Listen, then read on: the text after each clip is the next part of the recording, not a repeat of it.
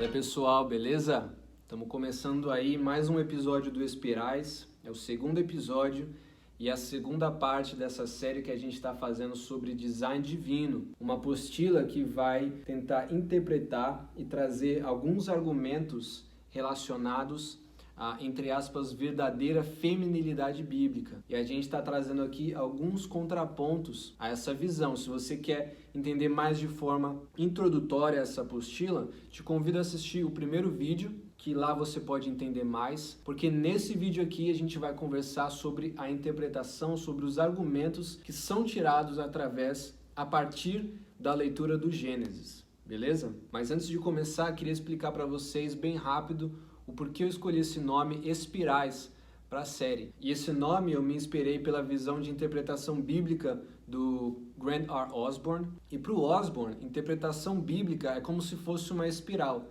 que é essa relação infinita entre contexto, perspectivas diferentes que vão nos levar a um ponto final, que é o texto bíblico aqui nesse caso. A própria evidência de que a gente necessita de uma exegese, de uma hermenêutica e de respeitar essas duas ferramentas para interpretação e prática dos textos bíblicos, que nos mostra que não existe uma Bíblia autointerpretativa.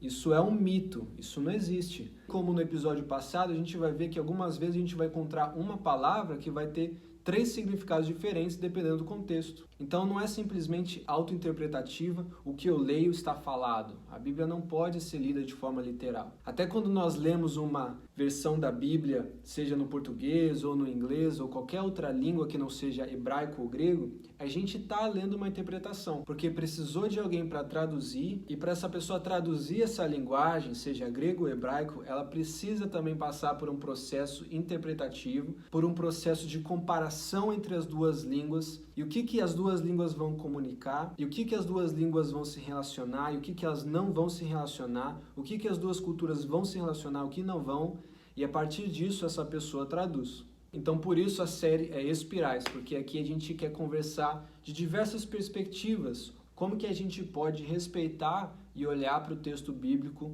da melhor forma possível e viver ele hoje. Mas beleza, vamos lá. Vamos hoje olhar para Gênesis e ver como que a Mary e a Nancy tratam algumas passagens, principalmente de Gênesis 2 e 3. Para você ter uma melhor ideia sobre a apresentação de argumentos da apostila, eu vou ler de forma bem rápida algumas coisas que ela trata. Por exemplo, essa apostila na página 49 vai destacar alguns versículos. Em Gênesis 2,15, Deus manda o homem trabalhar no jardim. Elas colocam também que em Gênesis 3, 17 a 19, Deus manda o homem trabalhar fora do jardim. Presta atenção nessas palavras, trabalhar. Gênesis 2, 5, 7, Deus criou o homem do pó da terra e que ele iria trabalhar um dia. É o que está escrito aqui, e juntando isso a esse versículo que a gente acabou de citar. Depois de destacar esses versículos, elas vão indicar para a gente que essas são escolhas feitas propositalmente para assimilar o homem com o trabalho. Na página 55, elas vão indicar para a gente também que a autoridade e a responsabilidade do homem são reveladas quando Deus escolhe o homem também para dar um nome aos animais. E essa tarefa específica mostra aqui, de acordo com elas, que o Senhor deu ao homem autoridade distinta e única. Ou seja, em comparação do homem e da mulher, o homem acaba tendo, segundo elas, uma autoridade que não pode ser comparada a uma autoridade feminina. Lá na página 57, elas também vão falar assim: Deus poderia ter criado o homem e a mulher ao mesmo tempo e da mesma maneira.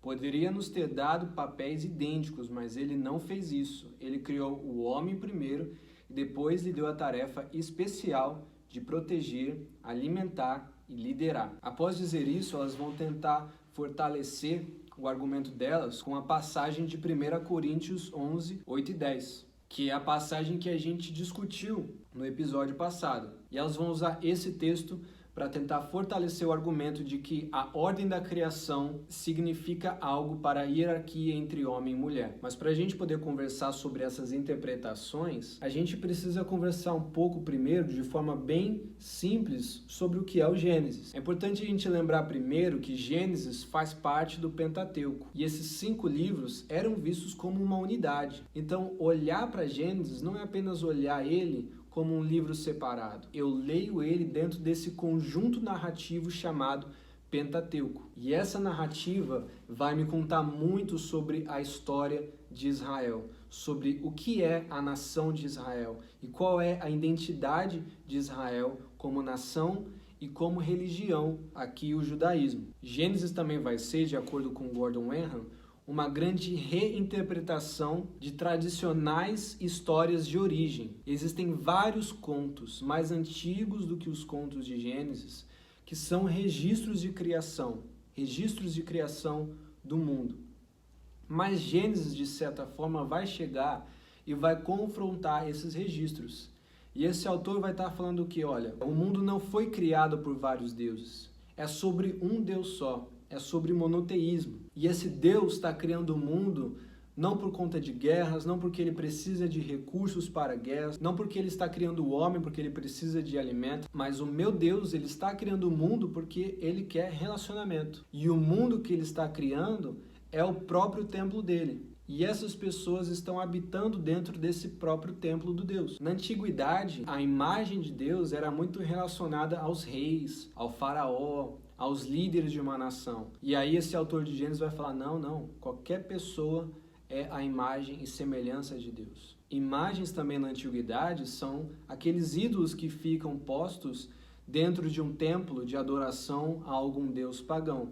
Mas nesse templo aqui, que é a terra, que é a criação de Deus, esses ídolos, essas imagens estão tendo relacionamento com o próprio Deus. E essas informações que o autor de Gênesis vai produzindo através de revelação, através do entendimento que ele vai tendo com Deus, produzem também a identidade de Israel e comunicam para Israel qual que é o propósito de Israel, qual que é o propósito dos judeus. Então, em meio a esse mundo de caos, o judaísmo pode olhar para o conto de criação e encontrar esperança, e encontrar um Deus que cria porque ama. E eles podem entender também como que a humanidade chegou onde chegou, que o autor de Gênesis vai falar que foi o pecado, que foi a rebelião contra Deus. E aí quando a gente chega no capítulo 2 de Gênesis, uma característica muito importante é quando a gente vê que esse registro de criação vai trazer elementos necessários e muito semelhantes aos elementos que são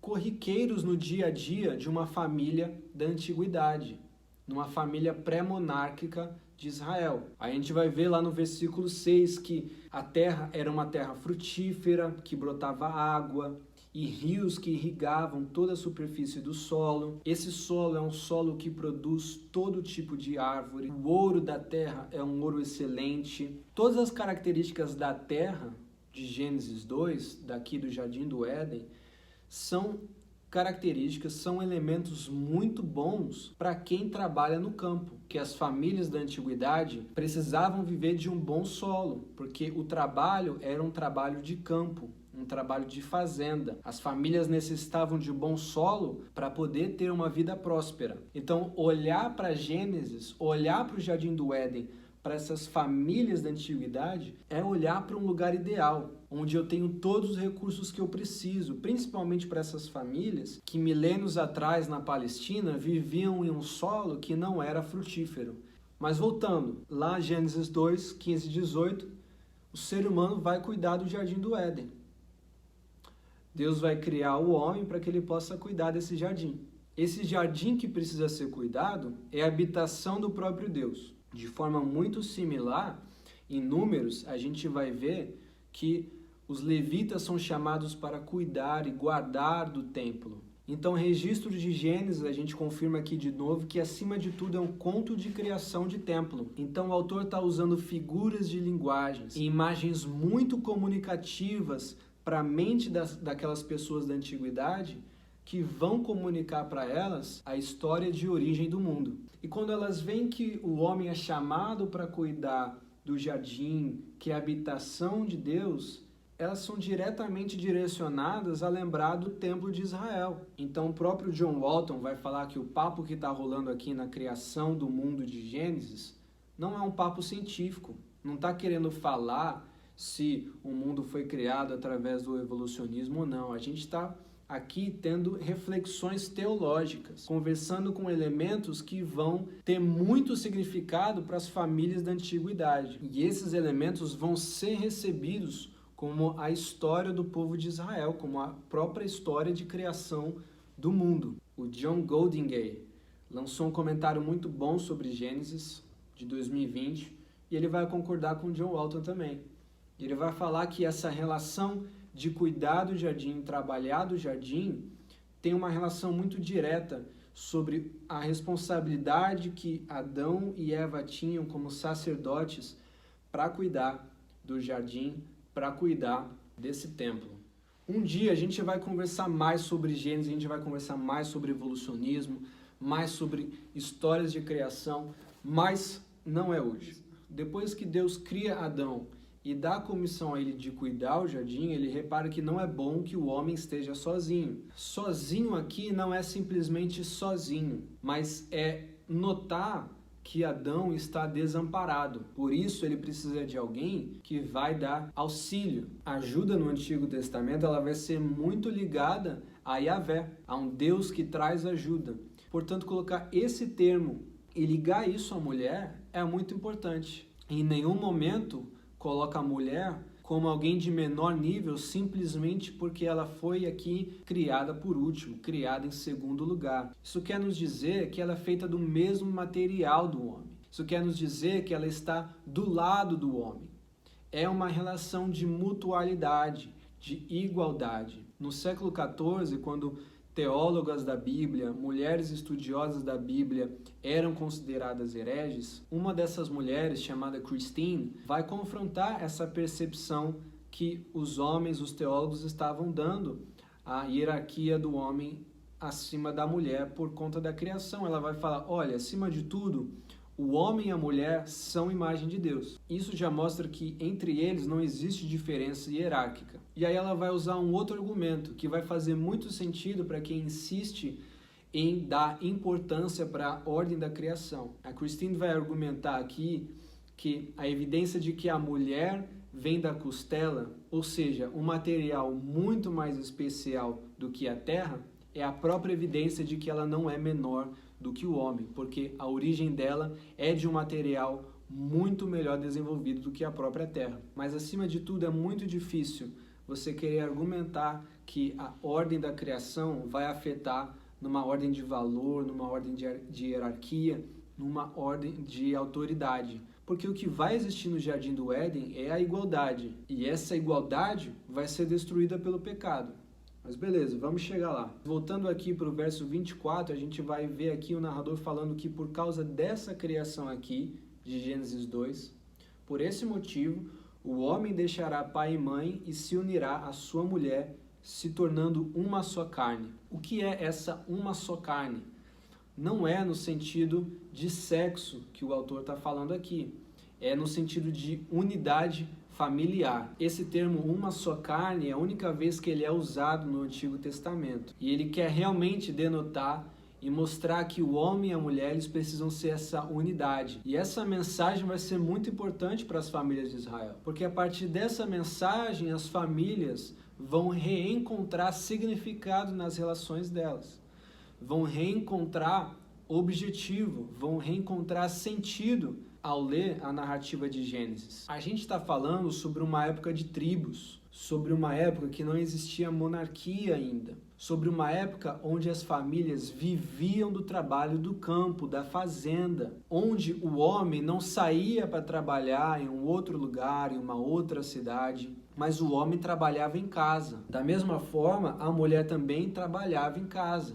Os filhos trabalhavam em casa. Por isso que era tão importante, tão necessário a garantia de que eles teriam gerações, filhos que pudessem continuar trabalhando. Era mais mão de obra, era a garantia de mais material, de mais recurso. Mas se a gente lê o texto de Gênesis aqui com uma mentalidade da década de 50, que é o que vai acontecer aqui no livro Design Divino, a interpretação que elas vão ter mesmo é essa, de que, bom, se a mulher é auxiliadora, então ela precisa ajudar o marido nos propósitos que ele tem. E o que acontecia na década de 50? Os homens estavam voltando da guerra, as mulheres precisavam sair dos locais de trabalho porque os homens precisavam voltar a trabalhar, e toda uma campanha de marketing era feita para que elas pudessem voltar às casas e que, de certa forma, esse trabalho delas era essencial para impulsionar o trabalho dos maridos. Bom, de certa forma, essa cultura americanizada foi para a teologia. Essa teologia foi passada para o Brasil e aí, por causa disso, ainda é muito ensinado de que a mulher precisa ser essa auxiliadora do lar e que ela precisa ser a pessoa que atende ao chamado do marido, que impulsiona o chamado do marido. E o marido precisa sempre sair de casa, e o chamado do marido está além do lar, está num trabalho profissional, em um lugar longe, distante. Bom, aqui na antiguidade de Israel isso não existe. Os dois estão dentro do lar. O homem não vê o chamado dele como um chamado distinto, nem a mulher vê o chamado dela como um chamado distinto. Eles precisam viver, eles necessitam de recursos. E esses recursos dependem do trabalho deles no campo. Então, ler o Pentateuco, ler Gênesis é isso. É ler um documento nacional que foca na identidade da antiga Israel, de famílias que se identificam muito bem com a queda, porque o trabalho no solo deles é um trabalho dobrado, como a gente já falou aqui. E essas famílias da antiguidade, obviamente, não são famílias perfeitas. São famílias que vão seguir culturas de seu tempo. Porque quando existe o casamento, a mulher vai se mudar para a casa da família do homem. Os filhos precisavam sim obedecer aos seus parentes, e a mulher precisava sim se sujeitar ao homem. Mas quando essas famílias se deparam com o relato da queda, tudo passa a fazer sentido. Porque o relato da queda vai provar para essas famílias que o pecado foi o responsável por colocar hierarquia, por estabelecer submissão. Vamos ver aqui: multiplicarei grandemente o sofrimento na gravidez, consequência do pecado de Adão e Eva. Com sofrimento você dará à luz filhos. Seu desejo será para o seu marido e ele a dominará. Então, peraí, é consequência do pecado que tirou Adão e Eva de um relacionamento de mutualidade. Isso só é revelado por causa da queda. Ou seja, antes não existia esse domínio do homem sobre a mulher. O que existia antes era igualdade. Por isso que é errado interpretar a ordem de criação como uma ordem hierárquica, porque essa ordem vai ser só estabelecida por causa do pecado. Walter Brueggemann vai falar que nessa passagem do capítulo 2, a criação da mulher é um evento importantíssimo, e ela também é o cumprimento da humanidade, significa a humanidade em completo. Ele vai falar também que existe mutualidade entre os dois. E é apenas no capítulo 3 que vai existir essa distorção do relacionamento conjugal. É a comparação entre a vontade de Deus, da igualdade, e a consequência do pecado, a desigualdade. Então, diferente de ler as consequências do pecado como prescrições, ordens a serem seguidas, o texto nos convida a olhar para essa passagem como uma descrição daquilo que acontece quando a humanidade dá espaço para o pecado. E isso não deve ser visto como algo bom. Igualmente, a sequência de pecado, ou seja, quem pecou primeiro, que de acordo com o relato foi Eva e depois Adão comeu, também não significa nada, porque ambos pecaram e ambos passam pela consequência do pecado. E, posteriormente, Adão e Eva, homens e mulheres tomam suas decisões de pecado. Em nenhum momento a narrativa quer estabelecer quem é mais culpado, quem é menos culpado. Não é o propósito da história. Porque para as famílias de Israel, da antiguidade, essa história aqui significa a falha da humanidade. Adão e Eva como falha da humanidade diante de Deus. Como falha daqueles que viviam em um templo perfeito e por causa da sua rebelião, por causa do seu pecado, não podem mais viver em meio a essa plena presença de Deus. E aí, a partir do momento que a gente entende tudo isso, a gente não consegue tirar as mesmas interpretações que a apostila do design divino vai tirar. Porque são interpretações que vão ir contra o próprio texto bíblico, vai contra a narrativa do texto bíblico e vai contra a vida da família na antiguidade, que não é a mesma vida das famílias de hoje, que não é a mesma vida das famílias do Novo Testamento, das quais Paulo vai se comunicar. Então, muito obrigado, gente, por acompanhar aí mais um episódio. É longo, mas eu acho que é muito importante, uma conversa necessária. Se você gostou, dá o like aí para que outras pessoas possam assistir. Compartilha para os seus amigos, para a sua família e também se inscreve no canal, porque aí você não vai perder o próximo vídeo da série, onde a gente vai falar sobre as famílias do Novo Testamento, sobre os versículos de família do Novo Testamento. Beleza? Beleza. Valeu, gente!